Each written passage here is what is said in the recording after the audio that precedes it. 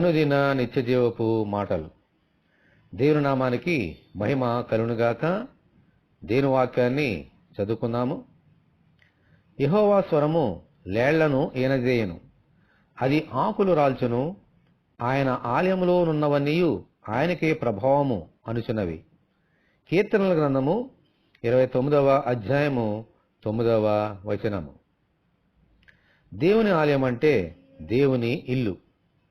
పరలోకములో ఉన్న తన సన్నిధిని ఇక్కడ ఆయన ఆలయంలో ఆత్మరూపంలో ఉంచుతారు. ఆమేన్. అందుకే ఆ ఆలయంలో ఉన్న సమస్త వస్తువులు ఆయనకే ప్రభావం అని స్తుతిస్తున్నాయి. వాటికి నోరు లేదు, చెవులు లేవు, చేతులు లేవు, జ్ఞానము లేదు, అయినను అవి దేవుని స్తుతిస్తూనే ఉన్నాయి. ఆమేన్.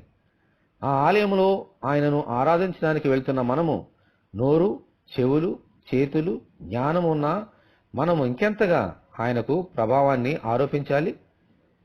ఈ ప్రభువును మన హృదయంలో చేర్చుకొని, ప్రభువా మీ మందిరానికి నడిపించి మీకే ప్రభావం అని చెప్పినట్లు ప్రసాదించమని మనమందరము దేవుని ప్రార్థన చేసుకుందాము. ఓ ప్రభువా, మీ ఆలయంలో ఉన్నవన్నీ మీకే ప్రభావం అని చెప్పుచున్నవి. అవునైనా వాటికి నోరు లేదు, జ్ఞానము లేదు. మాకు అన్నీ ఉన్నాయి. మేమైతే వాటికంటే ఎక్కువగా నీ మందిరానికి వచ్చి మీకే ప్రభావం అని మేము మిమ్మల్ని స్తుతించినట్లుగా సహాయం తెచ్చండి.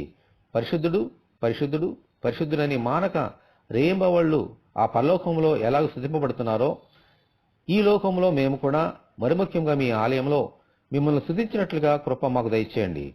ఈ వాక్యం అంటే నీ బిడ్డలందరినీ దీవించమని యేసు అతి పరిశుద్ధమైన నామములో ప్రార్థన చేస్తున్నాము తండ్రి. ఆమేన్.